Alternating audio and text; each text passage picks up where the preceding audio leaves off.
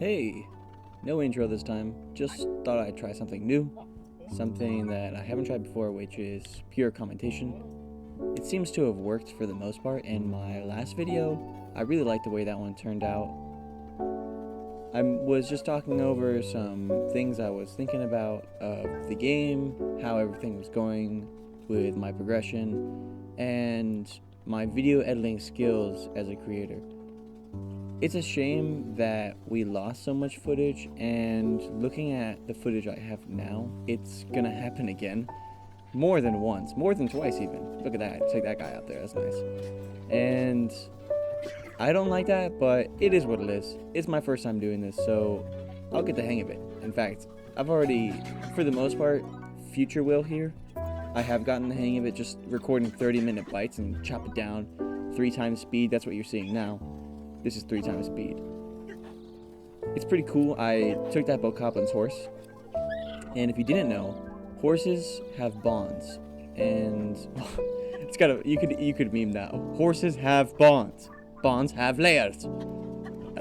These horses have bonds when you catch them in the wild, but if you take a Bocoplin's horse, the horse comes with a maxed out bond already, so you don't have to worry about raising the horse from 0 to 100, because when you're getting a horse for the first time, it doesn't listen to you. It like pulls to the left, pulls to the right, doesn't speed up, or and in some cases I'm pretty sure it knocks you off of it. I think that's only if you irritate the horse enough, where you spank it a bunch and make it go faster, and then it just knocks you off. So that's really bad. When I was registering the horse there, you could see that the bond was already maxed out.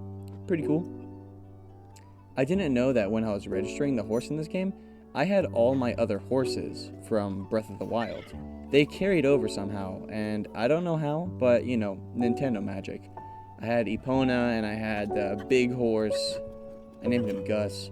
And then I had the Zelda horse. I forgot what I named her.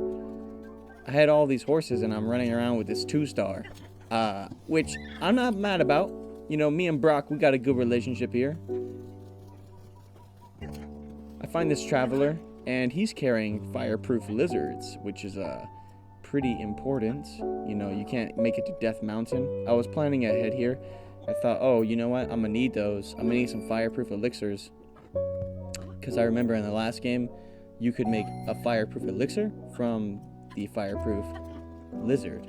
And you know, I know what everyone did when they first went to Death Mountain was eat a bunch of food to negate the fire effect. I don't know how I figured it out or how I did it, but I got to the Goron town another way. I think it was the flying minecart thing. I think I just flew above everything, and I'm not sure if that negates the fire either, but something was really weird. Oh, by the way, this is a sad moment. I climbed this thing, and then these monster hands, I'm like, oh, what's that? And at this point, I still never died, and I tried to get away. I'm sorry, Brock. You're on your own, Brock. I'm so sad. Brock. And I try to take it on, and it dies. So I'm like, oh, yo, cool. Yo, Brock MVP. Yo, Brock the champ. And yo, he's there. Yo, Link, that was foul what you did to me just now. You got no idea what those hands did after you turned that rock. Yeah, I felt bad for leaving him there, but it's not my fault he wouldn't go down the hill. It was not a steep hill, Brock. Yes, it was. No, Brock, it was not a steep hill. Yeah, it was so... You know I have a fear of heights. Brock, let's be real here. I was a couple feet. Yeah, but still, you left me with that thing. I'm sorry, Brock. I'm sorry. I didn't mean to do that. How's about I get you some carrots? Yeah. Some apples. Yeah, sounds good. And, you know, give them to you for free. Yeah, you know, like that. Just for trying to right that wrong, man. Yeah, let's do that. I'm sorry. I was afraid too. Yeah, I was afraid too, Brock. We good? Yeah, we good. So this is the first shrine here that I get into outside the island. The reason I have 4 hearts is because you get one when you get off the island, so that's where it came from. Pretty epic jump. It took me so long to figure this out. You're not gonna see it in the clip that I figure it out, but I was trying everything. I thought there was some lever you had to hit to activate the switch. I thought maybe you could combine these things together, and I thought, oh yeah, I figured it out. You gotta launch this thing upwards, and jump on it at the same time, and you'll get the jump effects, and you don't. That's not how you use that. In fact, I think I almost died here a couple times trying it. Turn it upside down. I'm like, yo, this is a cannon. You can launch stuff inside. No, you can't. You can't even put stuff in there either. It's invisible wall there on the bottom. Didn't know that either. So I got an idea. Eventually, I think I actually put it back down there again. Eventually, to try and level my way up, and you see me connecting the dots here. After a while, Link, don't put it on there. You know that didn't work before. What are you doing? What? Just all right. The short end is you hit that thing. Once you smack it, it activates the spring, and you can jump off it as a spring. I didn't know that. In fact, I left this before it... No, I'm kidding. I remember figuring it out after a while, but the second part of this, I thought I needed a glider for some reason, and I didn't have it here, so I just left. Here's when I start connecting the dots on those lamps, and I'm like, yo, wait a second. Let me test this out. So I drop it, do the time thing, and I heard a lot of people like to do this. They use like an item, and they have like a little personal elevator.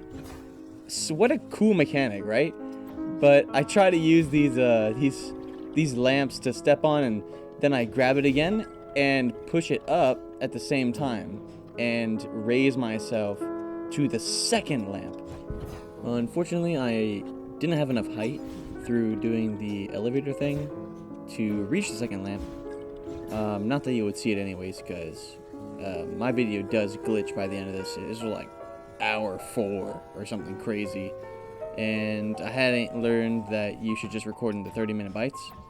So you'll see it kind of glitch out. I mean, I do something kind of funny, which is exactly... I wish I could show you the part I really wanted to show you, which was this meat hook I started putting on. I thought, oh, I have an idea. You know what I'll do? If I can't make it reach, I'll just have, I'll just put something on there. And I realized you can't put, like, fans on there. I was going to try and fly it up, so I thought, okay, what's, like, a hook-like shape? And I didn't have anything in my inventory that was hook-like. So I thought, you know, I'm going to make my own hook. And I start piling meat on the top of this thing. And I make this giant meat hook. And that didn't work either, because items that you drop on the ground do not have collision. You can just walk right through them. So they don't grab onto lamps, they don't grab onto rods or whatever. They still roll around, and I think they can knock into stuff, but I think when they're attached to something, they lose their collision to prevent people from doing, you know, their own meat hooks. You know, Nintendo saw past this spring-loaded meat hook thing, and they thought, oh, nope, can't have people making their own meat hook spring loads. That's not only wrong and disgusting, but that's not the correct solution. So we're gonna cut that out of the game. Whoa! What's going on here? Why do you have that outfit? Where did you get that? You're wearing a new shirt too. We didn't get to see that.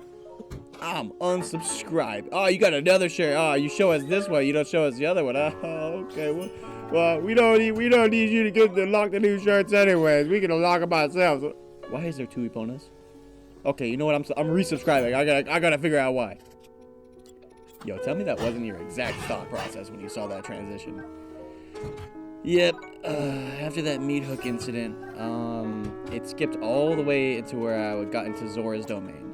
Don't worry though. I'll explain to you what happened. Pretty much, I leave that shrine and I start to look for Hateno, which was a village that should be near Kakiriko village, but I find Kakiriko instead. And I see that there's an outfit in there, a complete outfit that can actually give me a nice stealth boost. And I thought, oh, I want that outfit. How much is it? 15,000 rupees! Oh, no. So I talked to the shopkeep trying to figure out why is your outfit so expensive, and it turns out her mom was sick. And I was like, oh, I bet. Yo, let me cure your mom, go over to her house, give her the good old cure, and then make this shop good again. So that's exactly what I do. I mean, I give that mom a stop on by, give her a nice old cure, make that thing cost 600 rupees. So yeah, so take down that price by like 90%. Buy these new clothes. Would you give me complete stealth? So as long as I'm not running or you know, quickly moving. Link is almost completely silent. Only things with like super big ears like bokoblins can really hear you. and I make my way over to Zora's Domain because there's probably some new stuff over here. And I thought, right now is a good time to set up my amiibos. So start unloading amiibo after amiibo and getting all this crap. Put it in my inventory. Get in there, crap. Get in my inventory, stuff. And, that's just where I end off, so. Like the video, subscribe to my channel, comment your favorite part down below. I'll see you on the flip side, and with that, I sign off. Good day to you.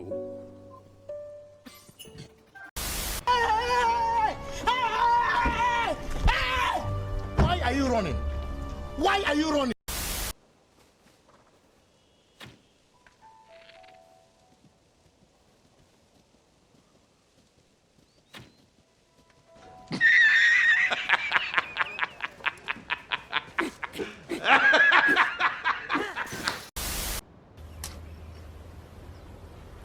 Wait a minute!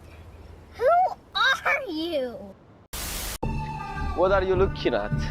What? What are you looking at?